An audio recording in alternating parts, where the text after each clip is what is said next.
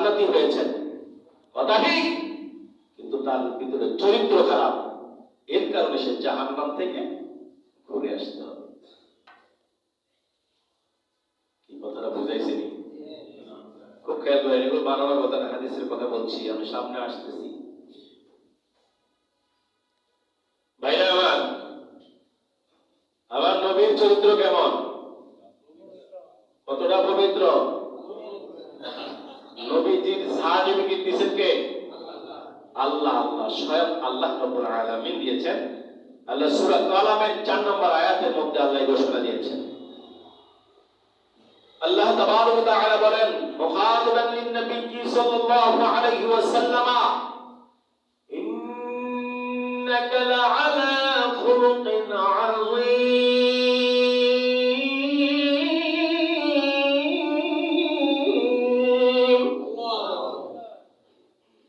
আল্লাহ রাব্বুল আলামিন বলছেন, হে নবী, আপনাকে তে মহান চরিত্রবান হিসাবে সৃষ্টি করেছি।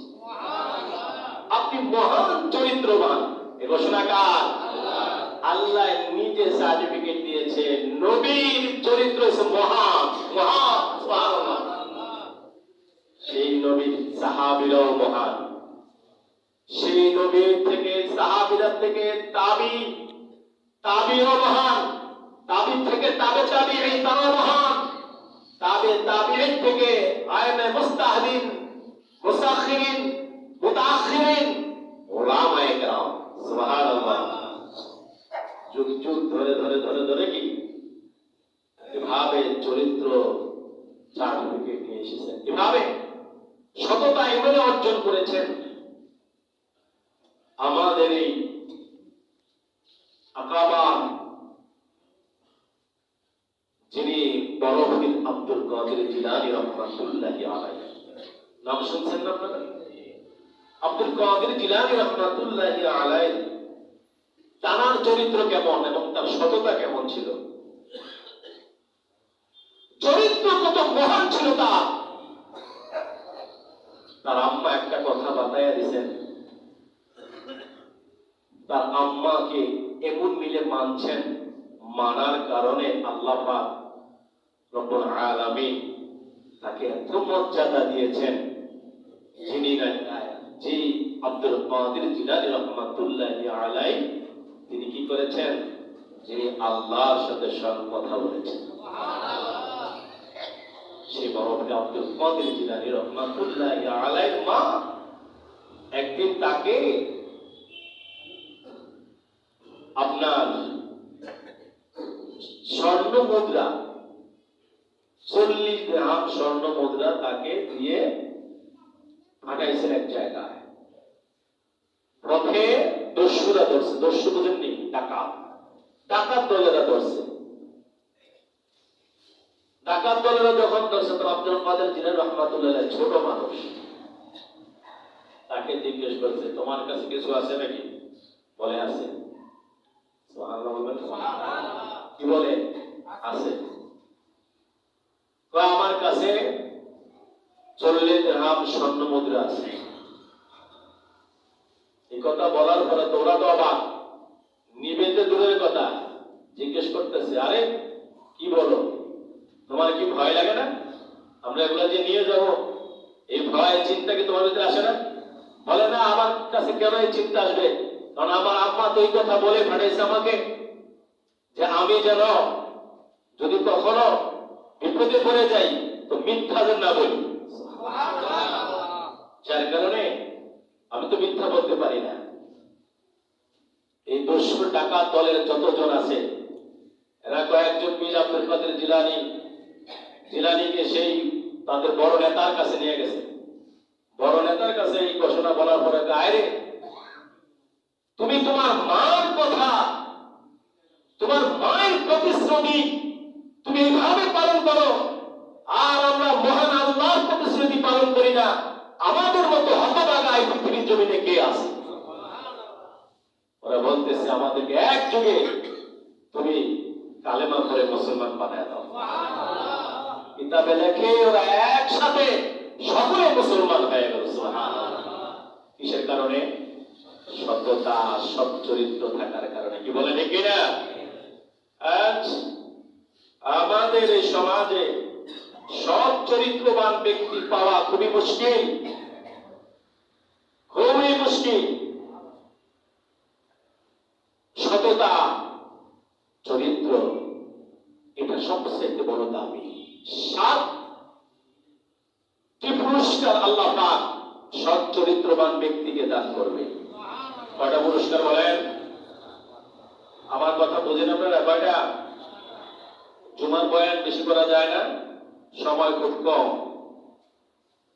যে কথাগুলো বলবো খুব মনোযোগ দিয়ে শুনবেন এবং আমরা নিজেদেরকে চেঞ্জ করবো ইনশাআল্লাহ। বলেন ইনশাআল্লাহ। কতটা পুরস্কার? একজন সৎ চরিত্রবান ব্যক্তিকে আল্লাহ পাক 7টি পুরস্কার দান করবেন। নাম্বার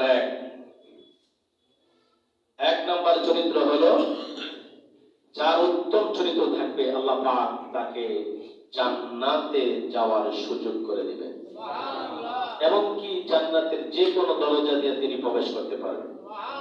সুবহানাল্লাহ বলেন। আসছে কোথায় এটা?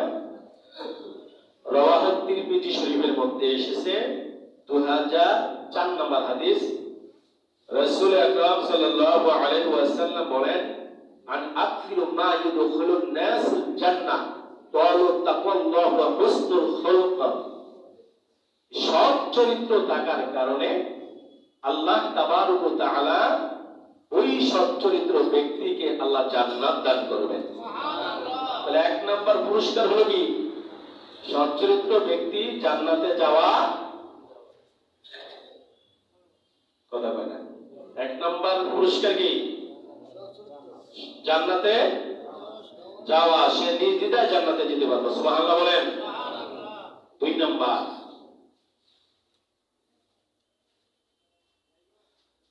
প্রতিটা মানুষকে আল্লাহ পাক জান্নাত অথবা জাহান্নামে দিবে। 2টা শ্রেণীকে আল্লাহ মিজানের পাল্লায় তাদের নেকিগুলো ওজন দেওয়া হবে। সুবহানাল্লাহ বলবেন না?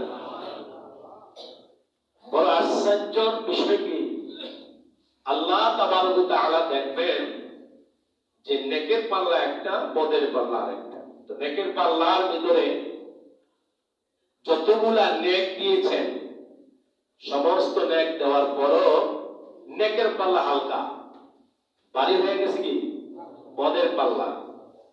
রাসূল আকরাম সাল্লাল্লাহু আলাইহি ওয়াসাল্লাম বলেন, ওই মিজানের পাল্লাকে যদি ভারী করতে হয় তাহলে তোমরা সৎ চরিত্র অর্জন করো। তার মানে হলো, যাদের সৎ চরিত্র থাকবে ওই সৎ চরিত্রবান ব্যক্তির নেক আমলগুলা যখন নেকের পাল্লা দেওয়া হবে তখন নেকের পাল্লাটা ভারী হয়ে বদের পাল্লা হালকা হয়ে যাবে। সুবহানাল্লাহ।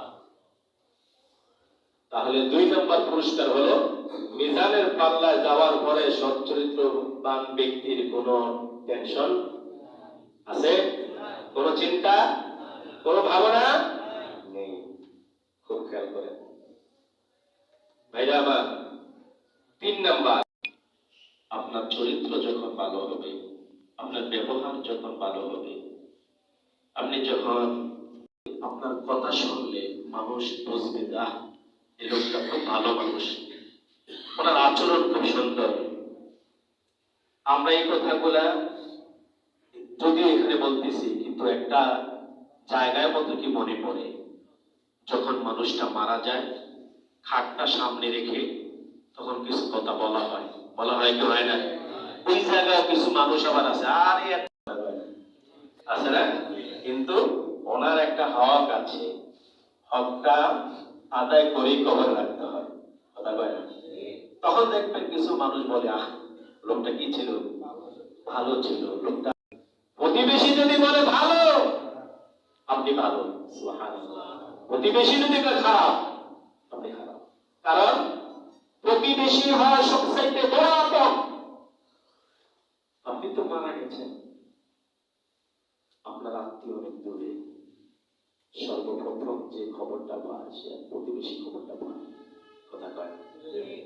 খুশি খবরটা পাওয়ার পরে সেই আগে দৌড়ায়, এই তোমাদের আত্মীয় স্বজন কি আছে ফোন দাও, এই খাট নিয়ে আসো, এই কাপড় নিয়ে আসো, এই হুজুরের গোসল করাইবে, হুজুরের খবর দাও। কে করে এগুলা? কোথায় পাবেন বলেন? কেনা প্রতিবেশী, আপনার প্রতিবেশী সবার আগে আপনার দুঃখের খবর পায়। কি বলে ডেকে না? এই জন্য সব দুঃখ নিয়ে প্রতিবেশীকে কাছে রাখতে হবে। ভাই আমার সে প্রতিবেশী যদি বলে ভালো, আপনি ভালো, আমি তো আপনার ব্যাপারে সার্টিফিকেট দিতে পারবো না, কারণ আমি আপনার কাছে না। আপনার সবচেয়ে নিকটে যে সে আপনার প্রতিবেশী। এজন্য প্রতিবেশী যদি দাঁড়ায় বলে আলহামদুলিল্লাহ এই লোকটা ভালো ছিল, এই লোকটা সৎ চরিত্রবান ব্যক্তি ছিল, এর দ্বারা কারো ক্ষতি হয় না। এজন্য রাসূল আকরাম সাল্লাল্লাহু আলাইহি ওয়াসাল্লাম বলেন ওয়ালা তাবাগাদু ওয়ালা তাহাসাদু ওয়ালা তাদাবারু ওয়া কুনু ইবাদাল্লাহি ইখওয়ানা। বলে নবীজি বলছেন, ভালো করে শুনেন, নবীজি বলছেন ওয়ালা তাবাগাদু, তোমরা প্রতিহিংসা করিও না, ওয়ালা তাহাসাদু, তোমরা পিছনে কারো শত্রুতা করিও না, বিদ্বেষ করিও না, ওয়ালা তাদাবারু, কোন মুসলমানের অর্থাৎ একে অপরের প্রতিবেশী শত্রুতা করিও না। বলেন শত্রুতা করে কেমনে, বিদ্বেষ করে কেমনে? আপনি দেখবেন আপনি মোটামুটি সমাজে এস্টাবলিশ, আপনি একটু ভালোভাবে চলছেন, আপনার একজন প্রশংসা করতেছে, পাশের একজন দেখবেন বলবে আর প্রশংসা করে লাভ নাই, এই লোকের এই গুণ, মানে একটা দোষ দেখিয়ে দেব। দোষটা দেখিয়া বাকি যে লোকটা আপনাকে মন থেকে তিনি ভালোবাসেন, বেশি কথাটা বলেছে, ওনার ভিতরে একটা কুচক্র দিয়ে দিল। কথা কয় না? এরকম আছে না আমাদের সমাজে? এমন একটা ধারণা দিয়ে দিল যেন আপনি ভবিষ্যতে ওরা ভালো না বলতে পারেন। এটা হচ্ছে বিদ্বেষ করা। রাসূল নিষেধ করেছেন, না এটা করা যাবে না, এটা করা যাবে না। যদি কোনো ভাইয়ের মধ্যে অসৎ চরিত্র থাকে আর সে যদি তওবা করে ফিরে আসে তাহলে আলহামদুলিল্লাহ, বলে ডেকে না, আমরা বলবো এটা একটা অসৎ চরিত্র। যে ব্যক্তি কোন মুসলমানের পিছনে পিছনে তার শত্রুতা করে, তার গীবত করে, তার শিকায়াত করে, তার ব্যাপারে বিদ্বেষ করে, এটা একটা অসৎ চরিত্র। কি চরিত্র বলেন? যদি বলেন কি চরিত্র? অসৎ চরিত্র। সৎ চরিত্র তো ওই ব্যক্তি যে ব্যক্তি বলবে না আলহামদুলিল্লাহ এই লোকটা ভালো, যদিও খারাপ করে। আপনারা বলেন দেখি আল্লাহ রাসূল কি বলেছে যে লোকদের ঘৃণা করতো নাকি পাপকে ঘৃণা করতো? কথা বল, আমরা কি ঘৃণা করবো? পাপকে ঘৃণা করবো, পাপীকে নয়। পাপীকে আপনি ঘৃণা করে আমার ঘৃণা করার কোন সুযোগ নাই। কারণ কি জানেন? কারণ আল্লাহ পাক তিনি ওই ব্যক্তির জিম্মাদার নিয়েছেন, যিনি অসৎ হবেন, যিনি খারাপ করবেন, তার ব্যাপারে আল্লাহরই সিদ্ধান্ত। আল্লাহ কি করবেন ওটার উপরে আমাদের কোনো হাত নাই। এখন ওই ব্যক্তি যদি আল্লাহকে যদি রাজি খুশি করিয়া তওবা করে যদি সে যদি মাফ পায়া থাকে, তাহলে আমি আপনি যদি ওনার উপরে যত দোষারোপ চাপাবো, বলেন তো ঠিক হবে? বলেন ঠিক হবে? আমরা এত অপরাধ করি, এত গুনাহ করি, আমাদের অপরাধ গুলো মানে ডেকে রাখে কে? আরে কথা কয় রাখে আল্লাহ। তো এই কথাই বলছেন যে বান্দা আমি তো তোর দোষ আমি গোপন রেখেছি, তুই আমার বান্দাকে কেন লাঞ্ছিত করস, অপমানিত করস? এই সুযোগ তো তোর নাই। সুবহানাল্লাহ বলবেন না? ও আমরা তো মনে করি যে একজনের পিছনে কথা বলতে পারলে মাশাআল্লাহ আমি তো খুব পাওয়ারফুল। আমি একজনের দোষ করতে যে আমি বুঝাইতেছি যে আমার কোনো দোষ নাই। আমি একজনকে অসৎ চরিত্র বলতেছি ওপেন, কিন্তু আমি বুঝাইতেছি যে আমার ভিতরে কোনো অসৎ চরিত্র। দেখেন কবি কয় কয় আঙ্গুল আপনার দিকে? আরো জোরে বলেন। আমার দিকে কয় আঙ্গুল? কি এক আঙ্গুল? কয় আঙ্গুল? তা আমি আপনাকে দোষী করার আগে দোষ বেশি কার? আমার না?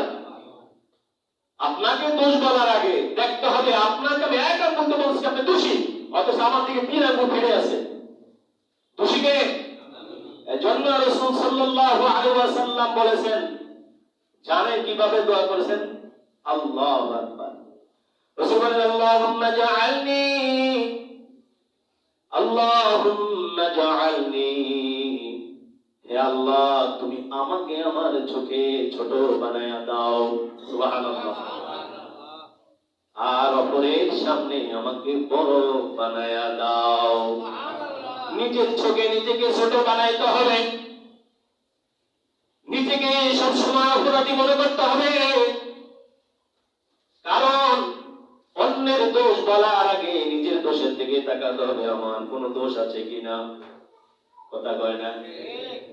এই জন্য মনে রাখতে হবে আমরা অন্যকে দোষী না করি। এই জন্য আল্লাহ রাসূল বলছেন ওয়ালা তাহাসাদু ওয়ালা তাদাবারু, শত্রুতা করিও না, বিদ্বেষ করিও না। কি করবে তাহলে?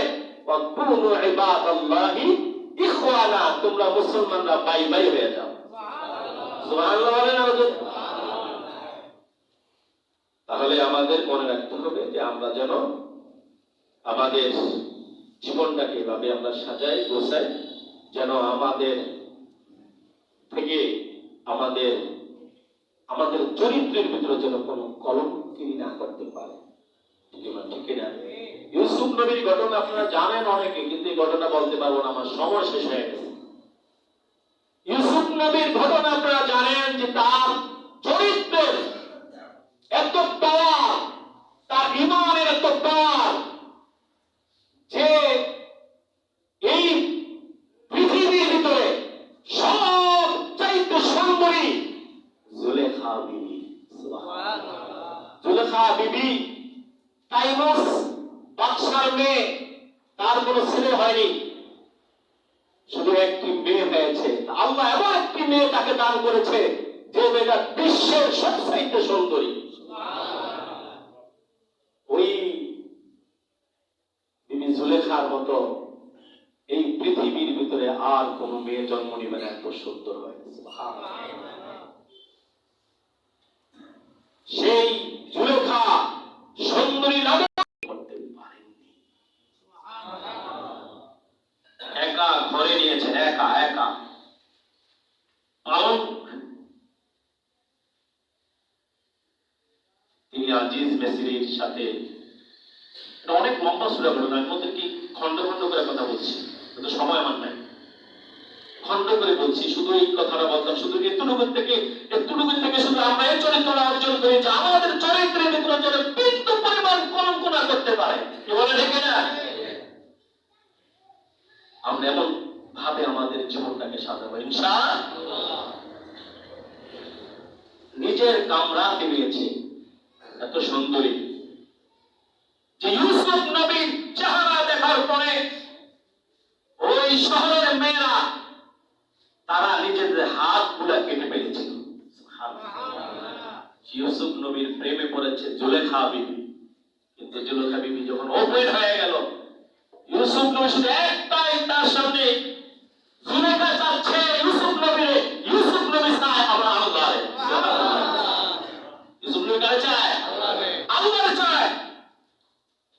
আর জুলেখা চায়, বলতেছে আমার আল্লাহ সামনে আছে। জুলেখা বিবি বলতেছে কামরাতে কেউ নেই, তুমি আমার দিকে একবার তাকাও। আর আমার দিকে তো তাকাবার জন্য শত শত রাজপুত্ররা দাঁড়িয়ে আছে, তুমি আমার দিকে একবার তাকাও, আমার দিকে তাকাও। ইউসুফ নবী একবারের জন্য তাকান, তিনি ইউসুফ নবী পারে নাই। শেষ পর্যন্ত তো ঘটনা ভিন্ন দিকে মোড় দিল। ইউসুফ নবী শেষ পর্যন্ত আল্লাহর নাম নিয়ে তিনি 7টি দরজা আটকাই দিয়েছে। কয়টি?